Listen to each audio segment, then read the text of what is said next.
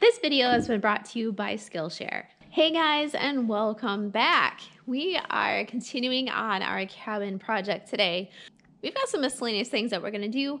We are going to unbox a rigid portable table saw and set it up and try it out. Not only that, but if you've ever had rough sawn boards, rough cut slabs, and you've needed to straighten a crooked board, how to straighten a crooked board. It's a pain in the butt, but I'll show you a really neat way of doing it. It's a lot easier than most of the tutorials you see online. Let's go.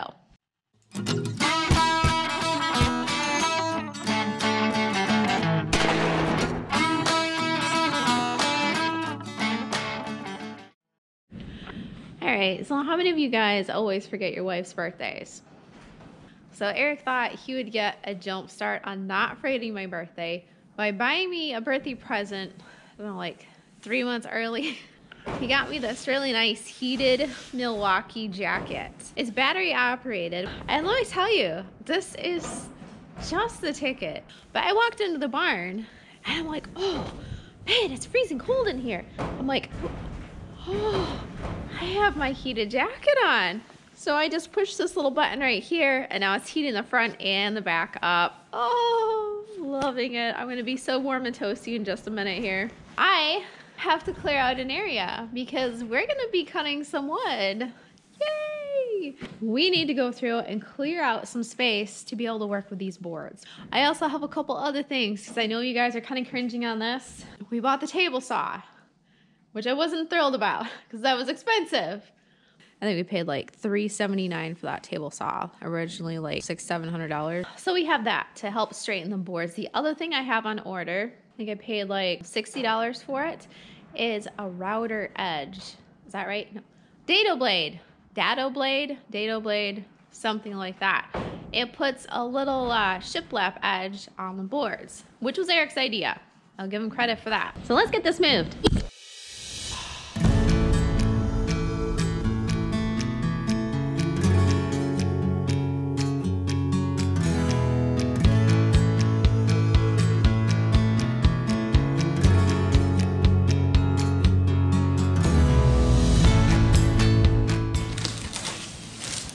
We're gonna do an unboxing of the RIDGID 10-inch heavy-duty, soft to start table saw.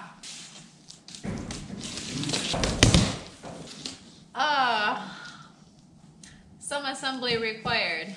Hey look, it's an instruction book.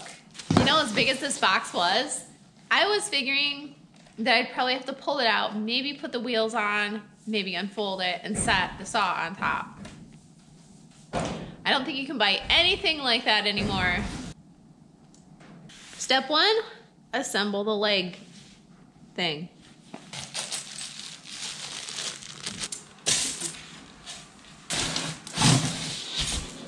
All right, we're gonna put this on speed mode because it's gonna take a while.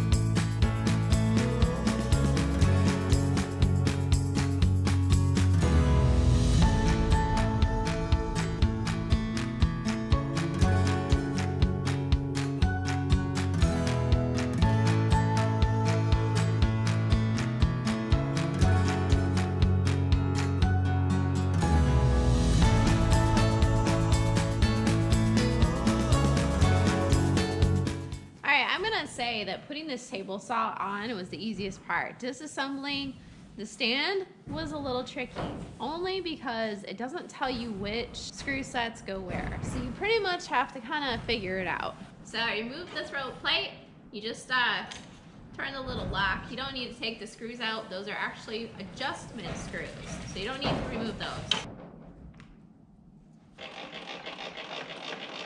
Please note, there is a big chunk of styrofoam underneath this behind the motor to keep it from bouncing around and shipping. So you have to bevel the blade, raise it up a little bit and bevel it like that, and then you can pull the styrofoam out. All right, so on this pawl, as it's called, there's a button right here. You squeeze that, and as you open it, push it, the middle part opens. So I'm gonna push this down, push this in, and hopefully, haha, success, I got it. There it is. So then these will come up and down to keep stuff from kicking. Take that off, put this back on.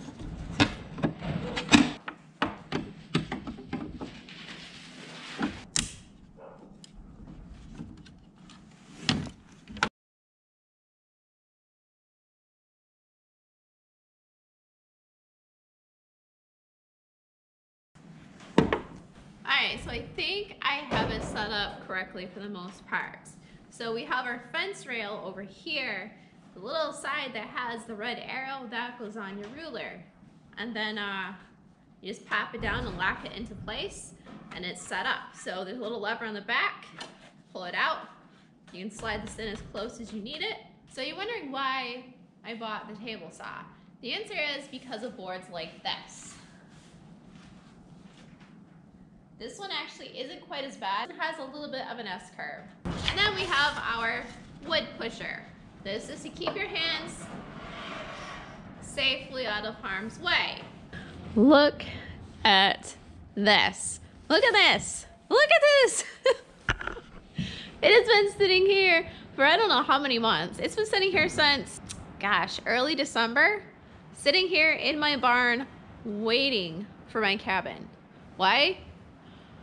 Because this was specialty wood. This was wood that they just happened to have in. I bought this locally at Atwood. It's 2 common dark is what it's called. So it's a low grade, cabinetry grade maple. And what's low grade for cabinets is high end class for a nice DIY cabin. Now these boards are 1 inch thick. This is gonna add some solid weight to the cabin building, I'm not gonna lie. But, again, I kinda got these before I knew I was gonna have to move it, but that's okay. Some of these boards are fairly straight. If you're on the line, it's pretty much straight. There's a little bit of a bop right there. And overall, not bad. Other boards, I don't know if you can tell, but this board is kind of zigzaggy. And that's the nature of this wood. Do you want to guess what I paid for it? I paid, was it 45 cents a board foot for this maple? I don't remember how many square feet, but I think the total was like about $300 for all the walls. I paid $300 for tongue and groove thin pine for my ceiling. So this is a heck of a deal.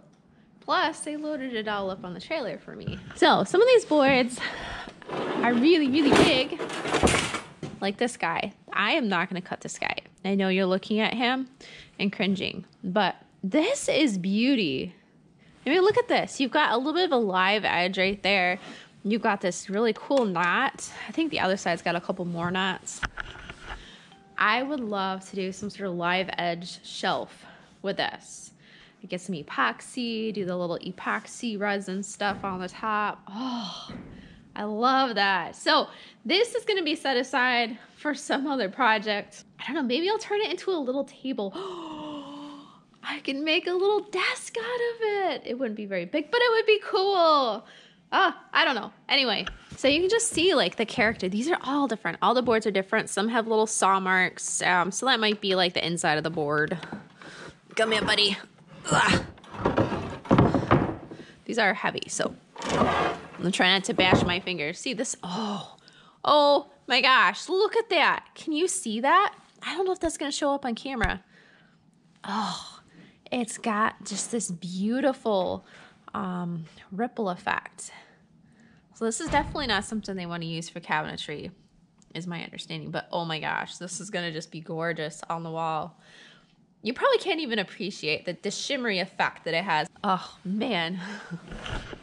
This is the part, guys, This is the part that I have just been, I'm literally drooling right now. I am so excited to get these walls on because they are going to be so gorgeous. Oh, if you like wood at all, then you can definitely appreciate my enthusiasm for getting these boards up. So these are going to be, again, used with linseed oil. If you remember my video previously, I put linseed oil on the boards as a test, and it was gorgeous. This video has been brought to you by Skillshare. As you guys know, I am crazy about learning new skills and always trying to improve myself. Skillshare has thousands of online classes to help fill that creative void in your life. For some of you, that creative void is more like a chasm. The first 1,000 people to use the link in my video description will get a free trial of Skillshare Premium membership. That's cheaper than this donut. The nice thing about Skillshare's classes is that you can watch them at your own leisure.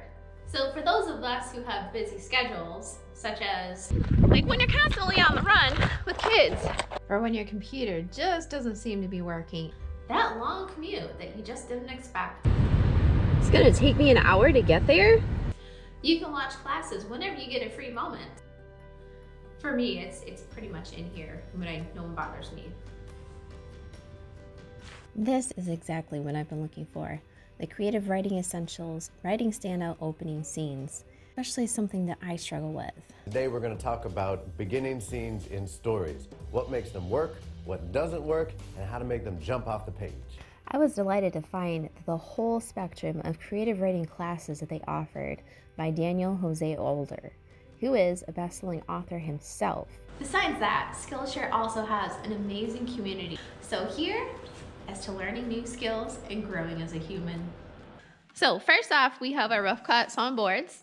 This is gonna be my demo board. You always take your worst boards and you work with those first. I've already kind of traced out, give or take, a general idea of where my edge is. I used this metal rail as a rail. So I traced it on here just to give me an idea of where the bows are in the board. And obviously the board is just a hair bit longer than my edge, but that's okay because right here is where we're gonna cut. So I just got done squaring up the blade on this. So I know this is not a true square, but it'll work. You've got a nice flat blade and you can see it just butts up to there. Make sure you're not pushing on the blade so that you're not forcing it to contour. And this is a Harbor Freight chop saw, Chicago Electric. So, it's not gonna be perfect anyway.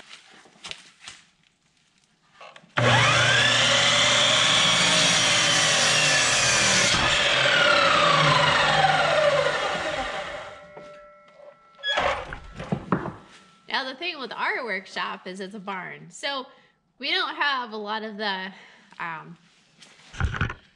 perks that a lot of you guys have. So my air compressor is actually holding the base of my wood, which is not level, and that's okay. So that's why when I chopped it, I held the saw down so I didn't get any kickback. We get to make our rail system. So according to the video, I'll put a link in the video description down below. I found this. Believe me, this was a good find because we don't have any full sheets of plywood or chipboard or anything anywhere. It's all partials. Like right there, this edge right over here is the factory cut edge. So that is going to be straight.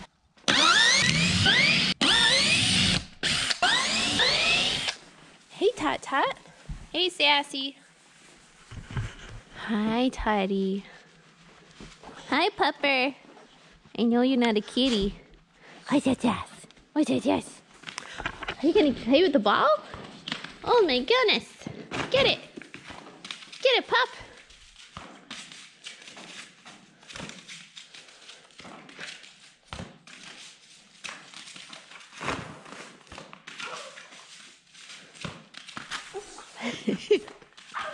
Give this video a thumbs up if you think I need to put a volleyball net up for my dogs.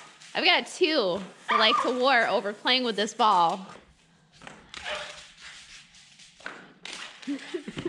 French tins. They're French tins. Alright, so we have a little bit of a jig set up just to keep this chunk of plywood from skating around too much. This is not exact because this is one of my bowed boards. I don't know how straight it is, so I don't want to push this through and have it get cockeyed and kick back at me. So there's like a 1/4 inch gap between the board and this board, and that's okay because we want our straight factory cut edge, which is over here, to be our main edge anyway. So if this is a little bit warped, not the end of the world. All right, so I have my pusher stick. Ideally you keep it somewhere within easy reach. We're gonna keep it right there. Always start with the wood slightly back. Obviously this is not the best case scenario because I don't have anything holding my board. A lot of guys, they'll have their wood laying on the side, then they pick it up, move it around, and then push it through. I don't like that because it's too easy to drop something, trip on the saw. So I'd rather start back here and then push it through.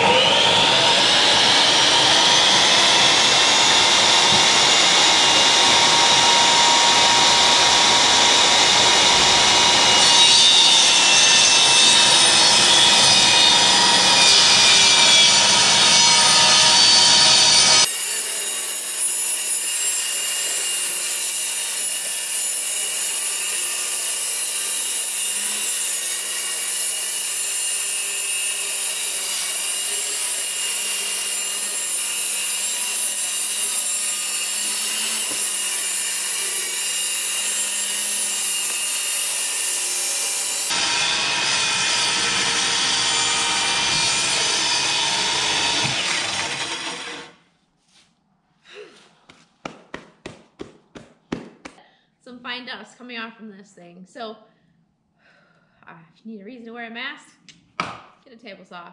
Definitely will need one. Which is funny because all the guys I see doing these videos, not one of them do I ever see wearing a mask. They wear safety glasses, but I don't know. Oh, I do have one. Now we should have two nice straight edges. And then this right here, this is gonna be our sled board. It's probably actually still just a little bit large, but that'll be okay. Okay, by no means am I one to question the professionals, but a lot of the stuff that I see being used involves the use of putting holes into your wood. I don't want a whole bunch of screw holes in my beautiful boards that are going on my cabin walls.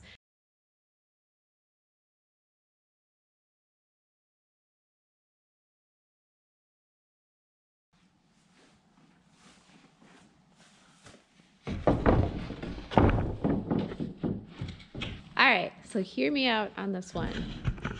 So this is going to be our, basically this is going to be our kickback board. It keeps this board from wanting to flip up.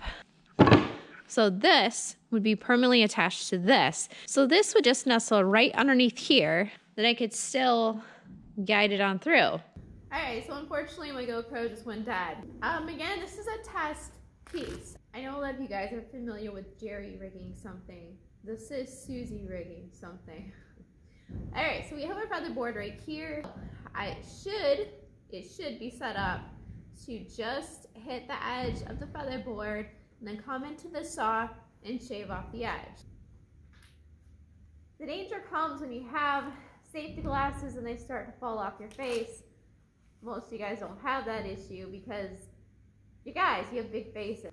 Let's give this a try and see if it'll work. Now remember, both sides of this board are bad.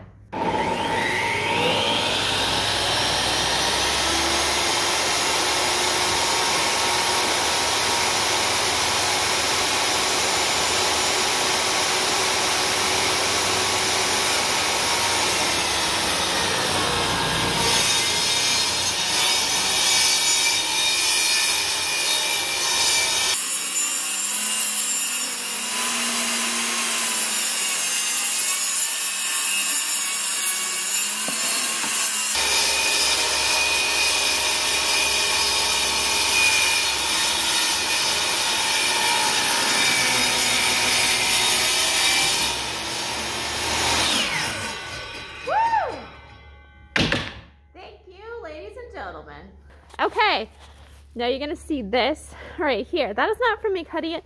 This is actually the board itself. It's a little beveled underneath. See the bevel right here? So Like I said, that's okay. This is our test board. You can see I didn't have it in quite far enough. You can see some of that pencil line still. But man, oh man. Oh, exciting. That is exciting. Look at that. And this, man, this thing worked like a charm. That was just perfect. I had that set up just right. It's a little bit harder to set these guys up, the feather boards, when you have an S-curve board, because you have to get it in just the right spot. Whew. You know what this means? It means we are in business, baby. We are going to be getting this thing cut up. Yeah! The nice thing about this type of sled is I can pull it on and off as needed. I think I do want to run a couple more screws in it. Oh, I didn't tell you what I used as a spacer, did I? So I had a 1/4 inch gap, and I don't really have anything a 1/4 inch that I can afford to cut up right now. Cardboard might work. You could use cardboard. You know, that's not the end of the world. So what I actually did was I used some nuts, like washer nuts from nuts and bolts. Yeah, I used some 1/4 inch nuts, and I just put them on the board, spaced them along the board perimeter, and then I put my sandwich board on top, and then I put my screws in. So it should stay right at that level even if my nuts fall out. All right, so here we are. We have the final board. I ran it through this side twice. This was the second side. I used my same setup. I just scooted it in just a little bit. You don't need to take this thing off. You never have to have this thing leave the table with this setup. It is so much less work. The only thing I will say is that I think I'm going to have to adjust my screw spacing, because this thing right here is bobbling just a little bit on the table. I might see if I can get another clamp on the back end. I did add a clamp over there to keep this from sliding too. On the second pass with this, it wanted to grab that whole sled and go down with it, which you could do, but you end up losing a little bit of your precision. So yeah, so I really like this sled. So much easier than the other sleds I saw designed. And then you can still use your pusher stick to continue pushing the chunk of wood all the way through and still keep your hands safe and clear of this, which the video I referenced down below, my biggest beef is that the guy is reaching over like this to feed it through. Now, I'm new to table sawing, and that seems like a good way to lose your arm to me. Keep everything away from the work area. Also, periodically after each cut, look at your feather board to make sure it's not sliding toward your table saw, because that would obviously be bad. So, without further ado, let's check our straight edge here. This is our metal straight edge piece, which, as far as I know, this is straight. So if we look at down here, we can see that it's all nice and straight. It's got just a little bit of a tiny hair gap right there. So because next, this is going to be run through a dado blade, and there's going to be a slight gap on the wall, kind of like a tongue and groove. They call it rabbit grooving. I'm going to put a rabbit on it. It's okay if we have just the slightest bit hair off on our board, because it's not going to show anyway. Overall, I am really pleased with the Susie rig design, and I think this will make putting all of these boards through so much faster, because they're all going to have to go through it. A lot faster than the other dude's way. A lot easier. So if you guys are going to make this at home, I would definitely suggest, if you can get out and get 1/4 inch plywood, definitely do it. We're still kind of on lockdown out here, so it's hard to travel, but you can substitute other things. Just keep in mind you want to make sure that it is tight. So as you can see, you can actually see my nut right there. It's doing its job.